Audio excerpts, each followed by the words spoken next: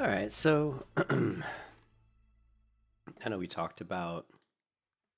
I've talked about Crimson Desert on and off, and I kind of haven't really done any videos on Crimson Desert really, or I haven't really discussed it much. I haven't really streamed much lately. I haven't streamed much because my wife's medical issues and her mother's medical issues. I've been too busy, unfortunately, with stuff that isn't happy stuff. Oh, reminds me.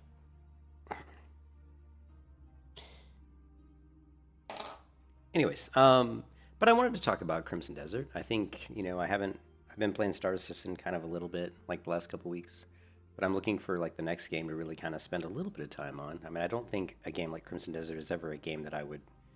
Um, I don't think it would be a game that I would play a lot, just simply because I don't typically like single player games that much.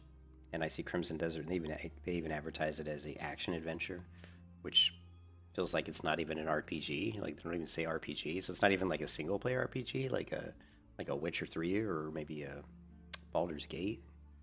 You know, so it's one of those things. But anyways, I just wanted to kind of I don't have much time because I'm on my lunch break. I've got like I don't know 30-40 minutes,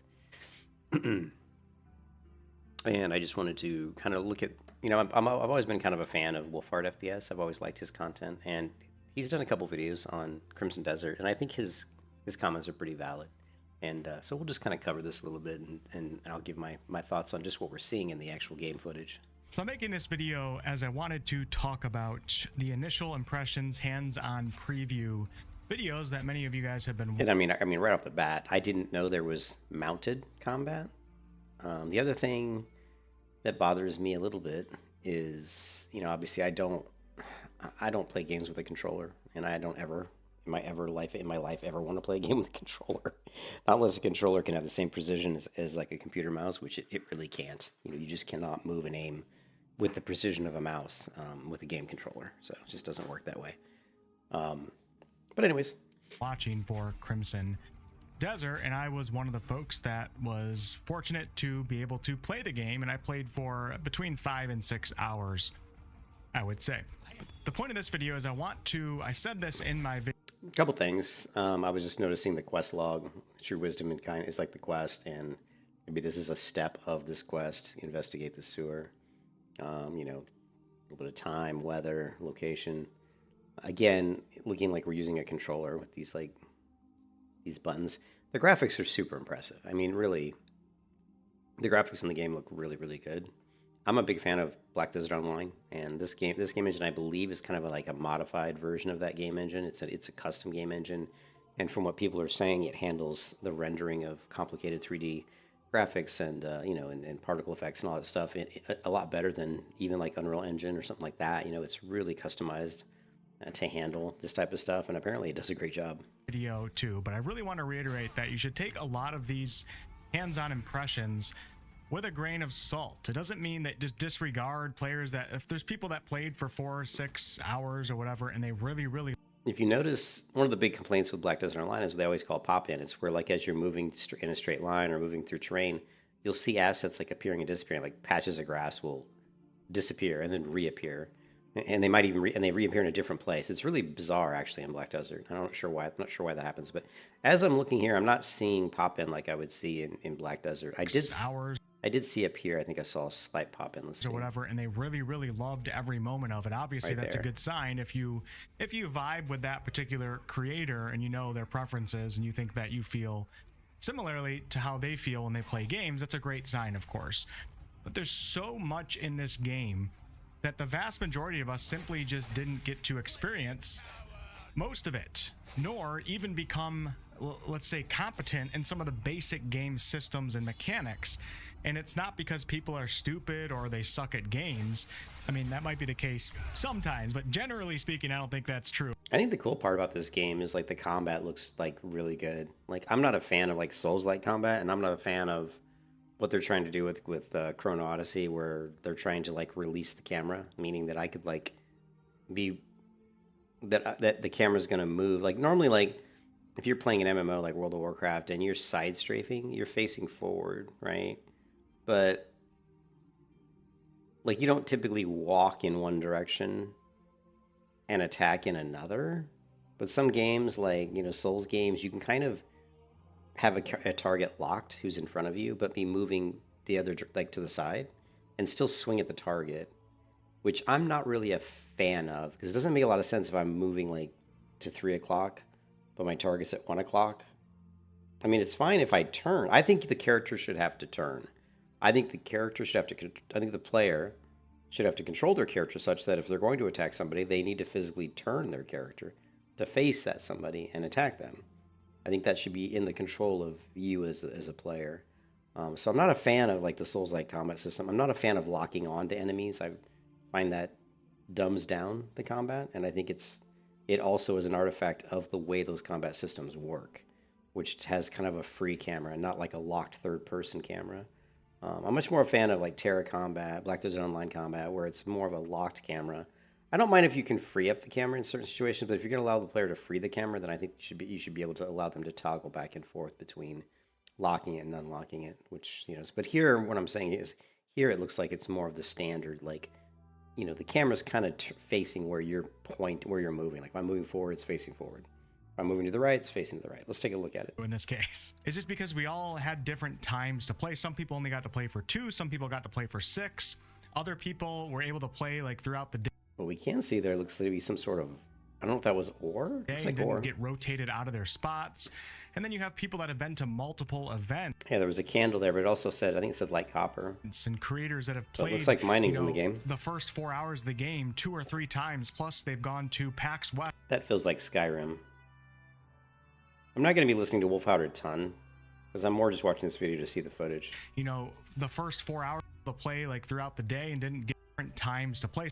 People only got to play for. I'll put a link in the stream description to this video if anybody wants to watch it. For 2, some people got to play for 6. So it isn't. It didn't say copper. You got to play for 2. Some people got to play for 6. See, it said like copper pouch. So I don't think this is just items that are sitting here on like an altar. I thought it was like there was like a mining node, but it's not a mining node. It's just items that are sitting here. Other people were able to play like throughout the day and didn't get rotated out of their spots. I don't know if it's a gravestone. You have people that have maybe been to multiple events and creators that have played, the first 4 hours of the game 2 or 3 times. Plus they've gone to PAX West and East and they've already played and familiarized themselves with some of the combat at some of those events. It's just a vast array of different experiences. And hardly anybody really had enough time to know truly what this game offers, because I genuinely do believe that this isn't a game that you should buy for a 10-hour experience. If you're going to play this game, you have to be someone who's ready for a huge open world game and willing and wanting to play for 50, 60, 70, potentially hundreds of hours if you're a completionist. That's the type of game that this is. So initial impressions wise, take everybody's initial impressions with a grain of salt, as hardly anybody actually understood what the game truly offers, maybe with the exception of a couple that got to play multiple times or whatever. For example, in my hands-on impressions video, I said that I was kind of disappointed that I couldn't kill NPCs. Every time I would take a shot at an NPC, the arrow would just go right through their body, and they would sometimes flail a little bit, sometimes they wouldn't move at all, and then guards would come at me if they saw me doing it. But I was kind of disappointed because there's so many NPCs on the map, most of which you can't really interact with, and not being able to even push them or slash at them or kill them, I felt took some of the immersion out and made the world feel a little bit uninteractable, less interactive than I was hoping. But I learned later, and I can only talk about my hands-on impressions here, I do have a review code, but I learned later from somebody who played more than I did, could also just be somebody that took a different route than I did, but I talked to somebody that played more than I did, and they actually found a mask in the game. And you can put the mask on your character, and when you put the mask on, the game then allows you to commit certain crimes, such as killing the NPCs, the civilian NPCs. And also, when I was trying to steal items in the world, it was always grayed out for me. And I didn't talk about this in my impressions video, but I'm remembering it right now. I was like, why can't I steal anything? Is it just bugged or what? Well, you have to put a mask on in order to be able to steal things.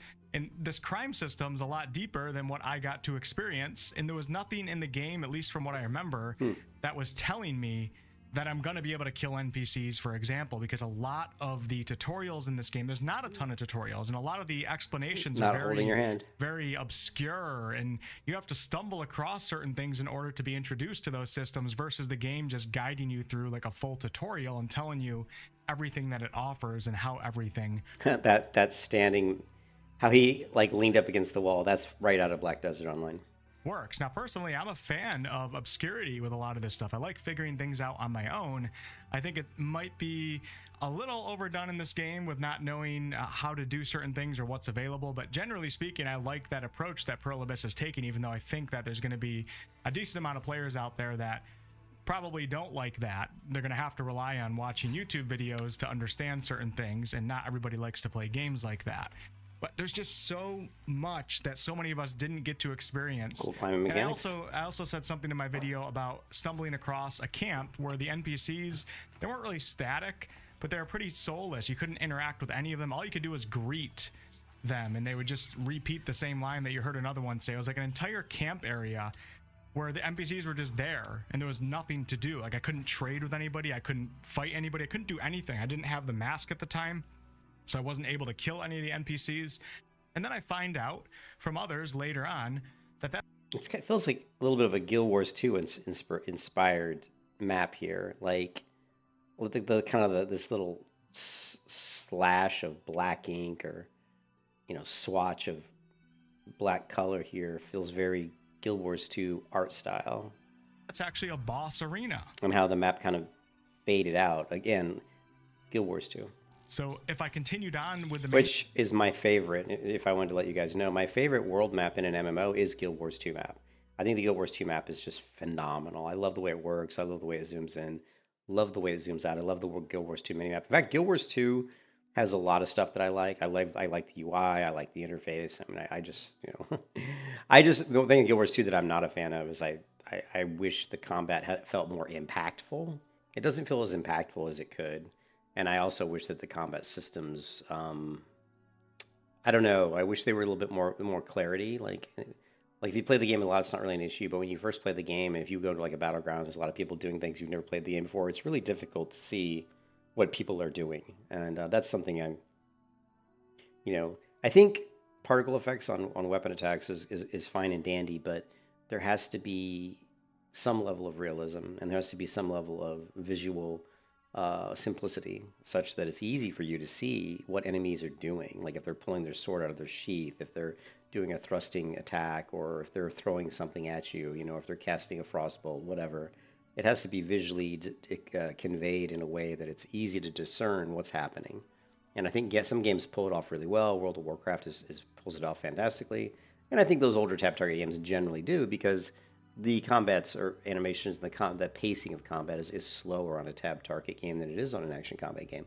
So in a more action-based combat game, to convey that level of clarity can be a challenge. And I think that it's something that games should really strive for. And I think the combat system in most games is probably one of the most important pieces of the game. Unfortunately, I hate to say that, but it just is, because a lot of what you do in MMOs or these types of fantasy-based games is fight people. That's part of the game, and so the combat has to feel fun, story or something and challenging like that. Eventually, I would unlock a boss fight in that camp.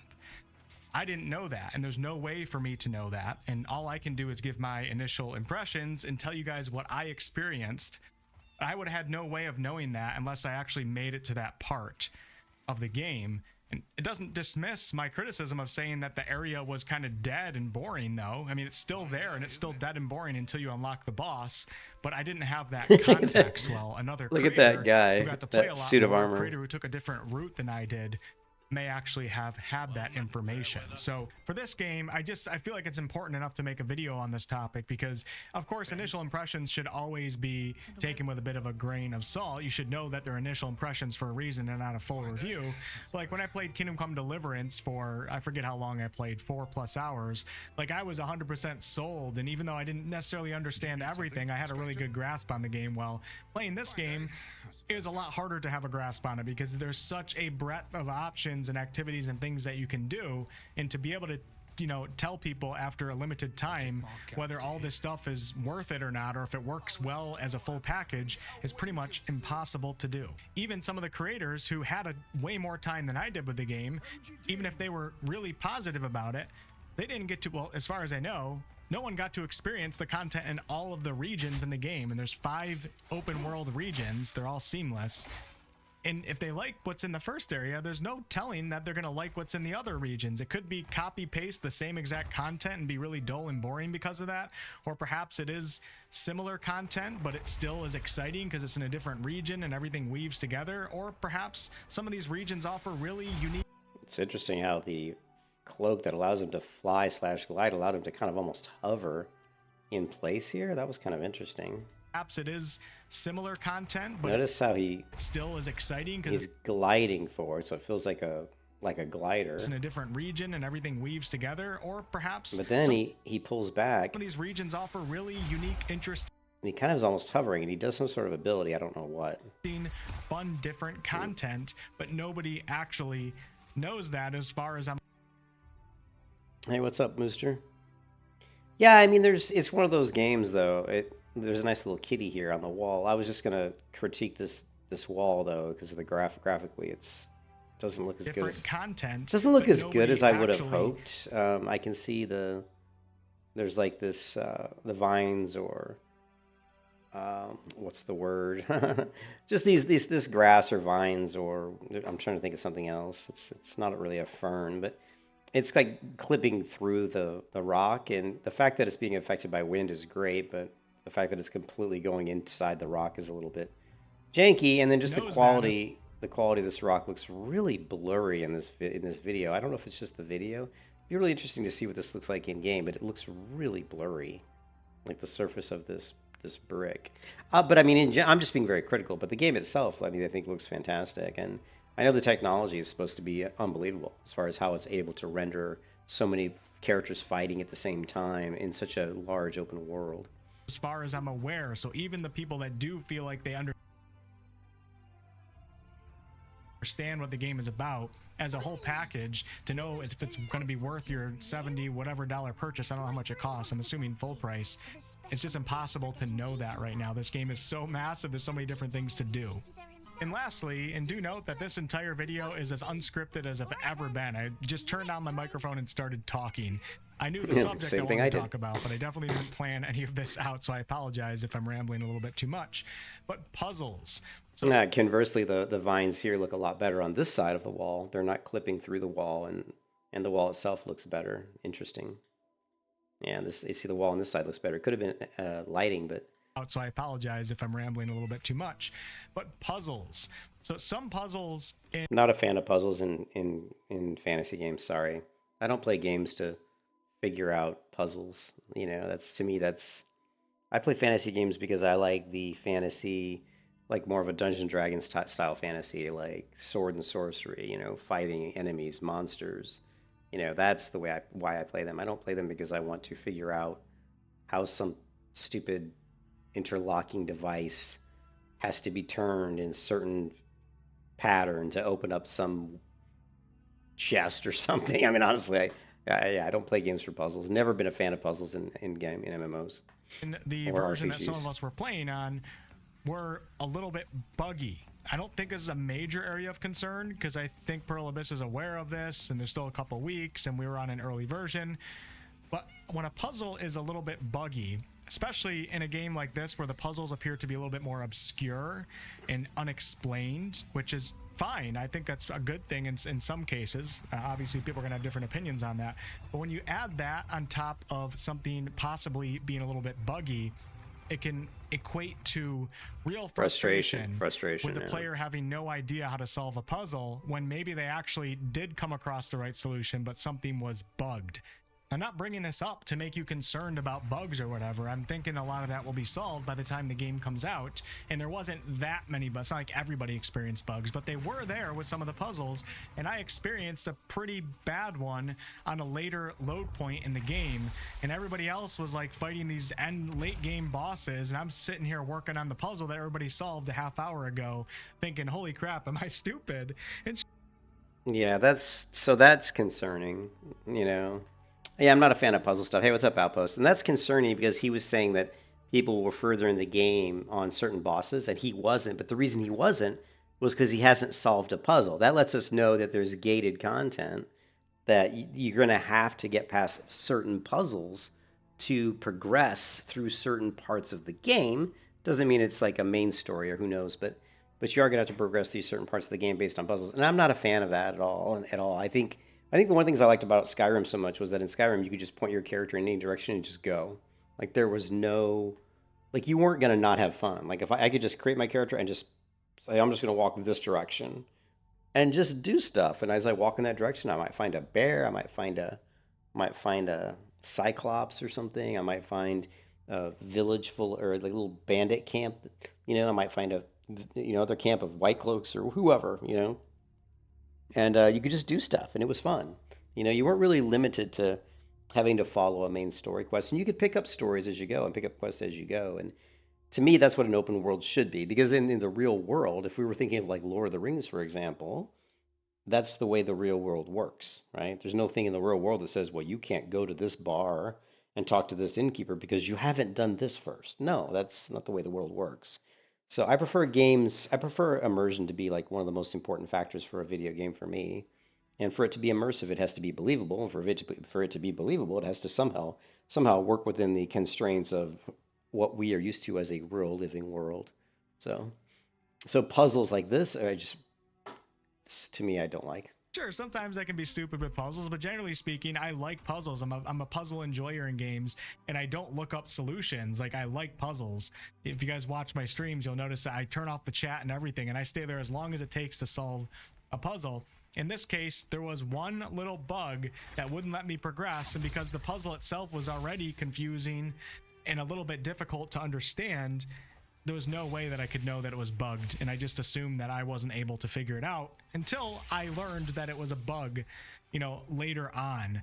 I wasn't able to punch a certain circuit and it just wouldn't go in and the energy wouldn't flow. So I'm back working on all these other things in the puzzle that were already correct, and I'm messing those up. So the point of me talking about this is just, once again, take things with a grain of salt. If a creator says that the puzzles were way too hard or whatever, they might be, and that might be a legit opinion, but it's also possible they could have experienced a bug. And also, some creators were in a much more distracting environment than others. A couple creators were tucked away in a corner with their headphones on, just focusing on the game and doing it, while other creators were on the edge of all the PCs, and they had like 10, 20 people watching them at a time and interacting with them and all. It's a very different environment. And the last thing I want to quickly talk about is I've been looking at comment sections on people's videos, other people's videos, forums, etc. And I'm seeing some people get angry at others for talking about the story in this game and maybe saying that it feels disconnected or shallow. And I'm seeing people comment that you shouldn't.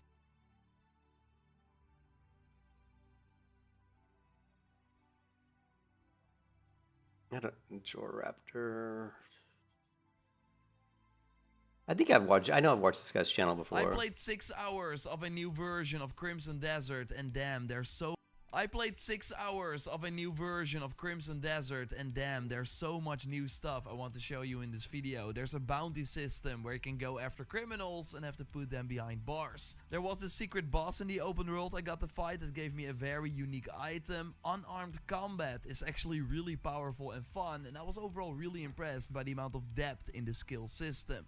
And yes, it's no joke how big the map is. So no time to waste, and thanks to Abyss for inviting me to the event and sponsoring the video. My play session started from the beginning of the game. You are immediately taking control of Cliff as his band of Grey Mains is attacked by an enemy clan called the Black Bears. As always, I will not spoil any story details, but expect a pretty cinematic 15-minute opening with awesome cutscenes, after which you are immediately introduced to the Abyss. You could argue that the world of Crimson Desert has two layers, the regular combat-filled open world and these islands in the sky that are full of puzzles, but also seem to play a pretty important role in the story. It is kinda weird that Cliff does not seem too impressed by all these over-the-top magical things that are going on in this medieval world. He remains pretty numb through it all.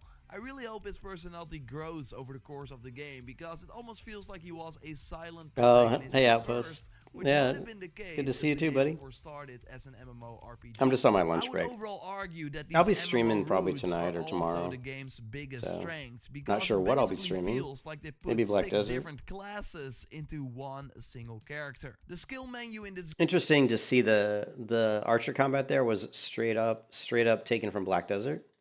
If you look at these animations here, these are right out of Black Desert Online. These are the ranger animations from Black Desert Online.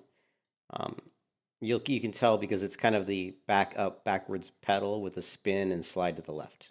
feels like they What? put 6 Right different classes there's a slide to the left. into one Right there it is. That's what I'm talking about. That spin and then crouch and then kind of slide to the left. That's right out of Black Desert Online. single character. The skill menu in this game might be the best I've ever seen because almost every single unlock gives you a brand new ability or move that you can use through a special button combination. Next to your light and heavy attack. I mean, it really feels to me like they just took Black Desert Online and they just said, and I think this is what they did initially. Oh, you weren't a fan of Black Desert? I actually really liked Black Desert in the beginning. Like when the game first came out, I really liked it. But then when they nerfed all the content such that it was super easy to level from like 1 to 50, then I didn't like it as much.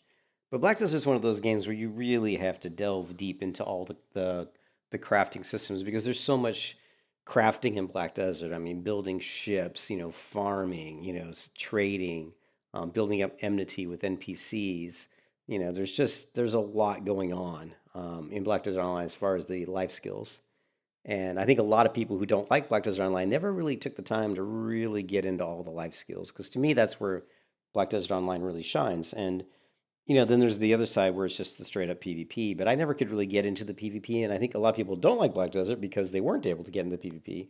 It's very difficult because Black Desert never really gave you a lot of PvE options. It was like you're either going to do life skilling or you're going to be like a hardcore PvP, or there really wasn't a whole lot else to do. And I think that's where some people struggled with it.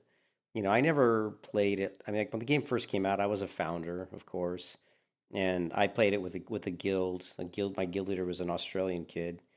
He wasn't a kid though; he was a guy. But and it was fun. I had a blast. We were one of the top guilds on the server, and that was one of the other cool things about Black Desert Online is they have a ranking system that ranks guilds, it ranks players based on how much money you have, it ranks you based on how much I think what level you were. You can look at your rank. There's different ways to rank your player across the game. Crafting, life skills, money. It was cool. It was actually really cool. I mean, it showed you versus the people that were logged in. So every time you logged in, to say, oh, you're the top 10th, you're like number 10, like the 10th best like blacksmith on the server right now, or you're the 10th most rich player in the game on this server right now. I always thought that was a really cool thing, because it gave you like this kind of, people who want to be number one, they would always try to stay on the top of that leaderboard. But yeah, I can totally see why a lot of people didn't like Black Desert. I liked the game a lot, and what's amazing about Black Desert is you can play the game today and it still looks absolutely amazing, right? Like if I fire up Black Desert Online, I gotta lean forward in my chair here.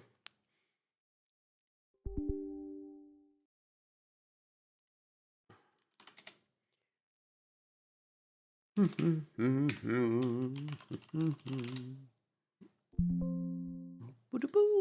gotta remember my password, which I don't, so hold on a second here. Oh, what is it under?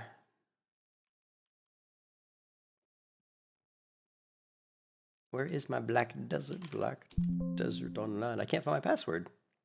That's a bit weird. Hold on a second.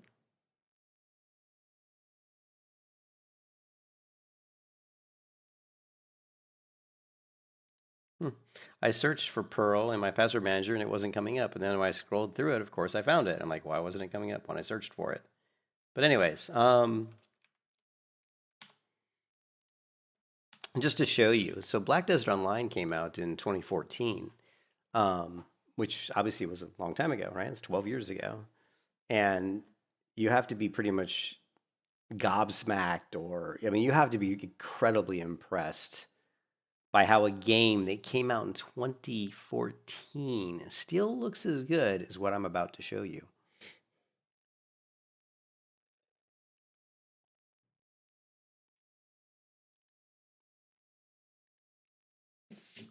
Man, my mouse is dirty.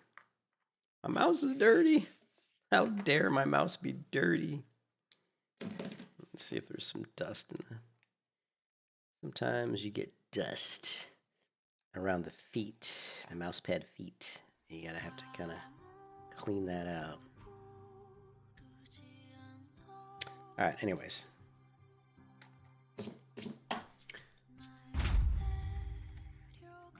And actually, I may be streaming Black Desert Online.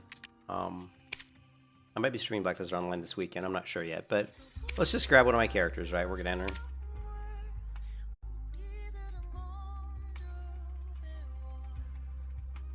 And then we'll get back to Crimson Desert.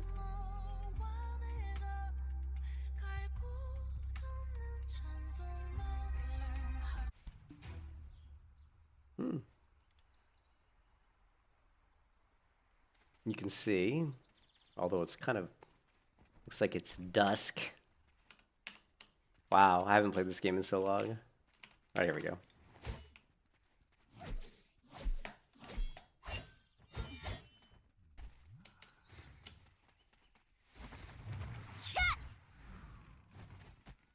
All right. Yeah, unfortunately, it's kind of dusk, so can't really get a good look at the character. It actually looks kind of. There's a lot of blur going on. This is normally the game looks way better than this. This is like, I think it's just like the sun's getting ready to go down, but you can see there's a lot of blur, a lot of fog in the background. See if we can get to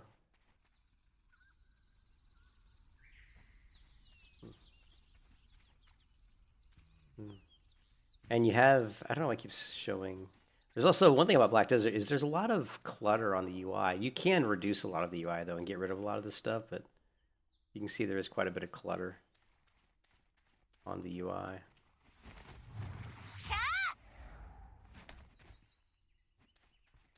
But anyways, you can see the game, you know,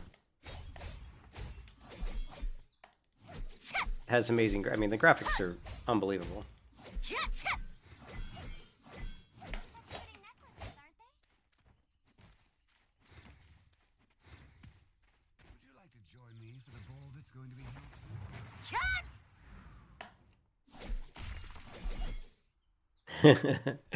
So yeah, it's just really a little dark in the game right now because it's overcast, which makes it hard to see. But anyways, but you can see that the game has very, very impressive graphics for something that came out in 2014. I mean, it's hard to believe that it looks this good.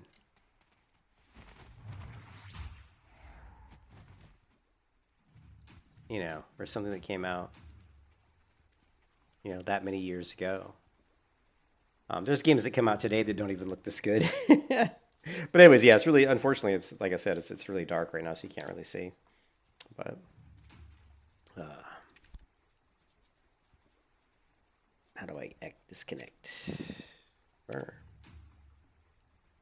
Anyways, so let me close this down. You can combine R1. But when you look at like Crimson Desert, the graphics are very, very similar to Black Desert, and we've seen that some of the abilities in Crimson Desert are right out of Black Desert, right? The thing is, Crimson Desert isn't an MMO. Black Desert was an MMO, and I'm not sure like where Crimson Desert's gonna go because it's such a weird. It almost feels like it's its own type. I mean, there aren't too many games that are like Crimson Desert.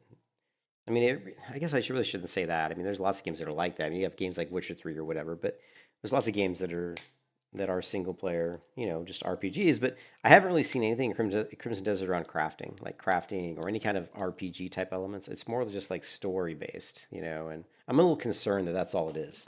It's a story based game with a bunch of puzzles and a big open world. You know what I mean? And a really good combat system. I mean, that's the only thing that really appeals to me about this game. There's two things that appeal to me about this game. One is the combat system looks really good. It looks really, really good. And the other thing that appeals to me is the world, the open world. I'm a big fan of open worlds, so. With any of the face buttons for a spin attack, for example. You can also do a stab that you can charge. Unarmed combat has its own skill that if you upgrade it, unlocks brand new combos and moves. So this on top of those other abilities that you can also use with your fist. This can fully be your playstyle if you want.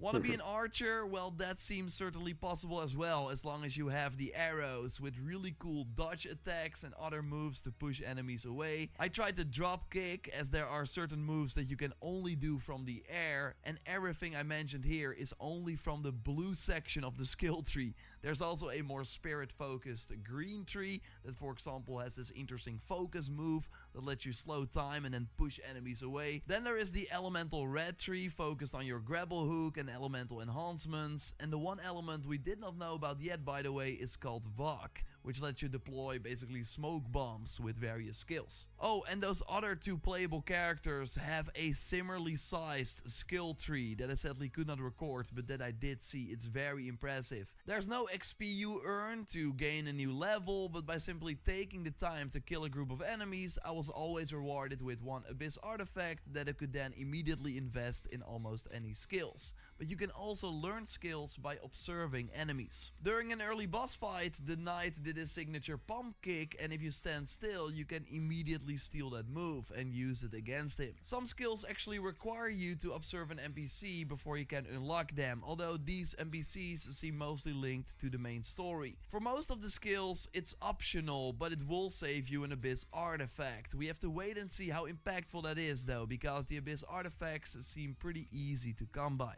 Now, one thing that is very lucrative early on is going after criminals. You will find notice boards and other places with wanted posters, and by inspecting them, a new quest will appear on your map, leading you towards the target. When they see you, they might run away, so then you have to tackle them and tie them up, and then bring them back to the prison to put them behind bars. I was once minding my own business when someone stole money from me and quickly ran away. Now luckily I could tackle him and bring him to justice, but overall this was a really fun random event, and I hope there are more like that, because otherwise the world seems pretty static. Most NPCs are just standing around in one location, and even during the night there were still kids on the street.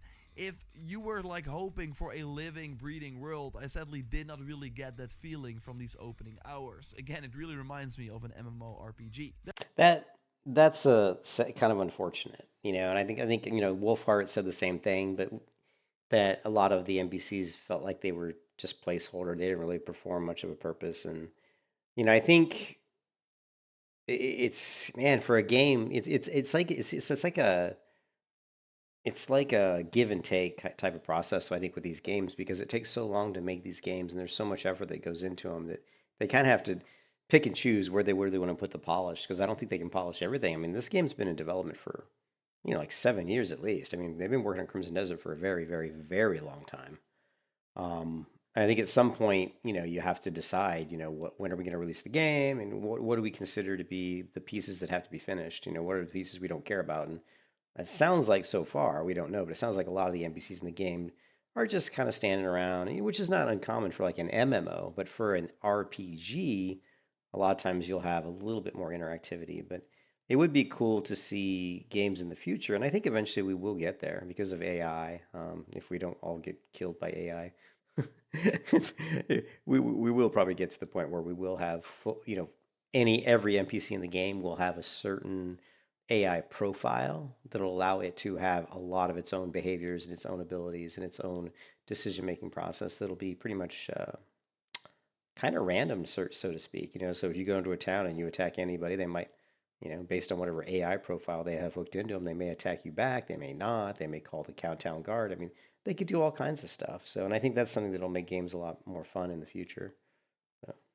There are still quite a few characters asking for your attention or letting you do small mini games with them, which were quite fun, but it's not Red Dead Redemption 2 or Ghost of Yotei levels of interaction. Now you can greet almost everyone you meet though, or pet different animals, which is of course fun. It also gives you +5 trust, which is linked to the crime system that right now I struggle to see the point of engaging with, at least early in the game. So from completing my first bounty, I got a mask that doesn't only look very cool, but it's also needed in order to steal things. Otherwise, you will see the prompts but cannot interact with the items. If you just steal something when nobody sees it, there's really no problem. But you can also threaten NPCs or attack town guards, and really the moment you do that, the whole town will be after you. These were super high level enemies, at least I was unable to take them out at this point, so I would just die and then be sent to the prison where you lose a ton of money based on your actions. I, in one case, lost 300 silver, and to put that into perspective, I'd only found around 20 silver during these early hours. So yes, it's really awesome that it's possible to be the bad guy, but so far I struggle to see why you would do that. Maybe there are better rewards later in the game. Now, it's way better to stay on the right side of justice. Turning in criminals also gives you a special faction currency that you can exchange in a dedicated faction shop. This shop included very cool armor sets, a really strong banner spear, horse armor for your mount, and yes, your mount can actually level up in this game, unlocking new moves like a kick to push enemies away. Again, Black Desert had some of this already. The map had a tab that revealed areas occupied by each faction, so doing missions in those areas should help you rank up loyalty. To get to this faction shop, I had to change my outfit to get past the guards, so your equipment can grant you access to new locations, or you can just use your powers to launch yourself across the wall. Crimson Desert shines when you are exploring its sandbox and deciding what to do next. At one point I found a quarry filled with enemies. You're often fighting enormous groups of enemies, by the way, which a big change of pace from other open world titles. Now luckily you don't have to defeat them all to liberate an area, but it does mean you can get easily overwhelmed. This quarry was also home to a secret driller boss. I love how Crimson Desert's medieval fantasy setting also includes very advanced technology, making encounters like this possible. Shooting arrows was totally the best approach for this boss, as when I got close, it would do a drill attack that would often insta-kill me. But luckily I had items that could revive me on the spot so I could keep going, and in the end I was successful. And what is cool is that I got one of the drill arms as a reward, which you can use in combat to brutally damage enemies, but also to mine ores instead of using a pickaxe. There we go, so we can mine. Every boss has some sort of unique reward that makes them worth doing. I do hope the That's the first time that I actually saw that there was any kind of crafting in this game, was right here when you said you could mine ore. Puzzles do not get in the way of this fun though. During early main missions, there are already puzzles that can be very hard to... Yeah, I don't even care about puzzles. Anyways, that's it, guys. I was just on my lunch break, just kind of chatting. Crimson Desert's a game I'm on the fence about. It's probably pretty expensive. I haven't looked at the price, but I bet it's going to be anywhere between $50 to $70. So I don't know. It seems like a lot of money to pay for a game that's just a single player game, you know? And I don't like games that are like, that feel like it's a solvable game, you know what I mean? Like I like games that, like MMOs, where there's no, you know, you can play them forever basically. So I don't know, we'll see. Anyways, hope you guys have a good day, and I will catch you all next time in the next video, next time, whenever that'll be. I don't know when, but I'll probably be playing something tonight or tomorrow. And I'll catch you then, man. Peace out. Peace out.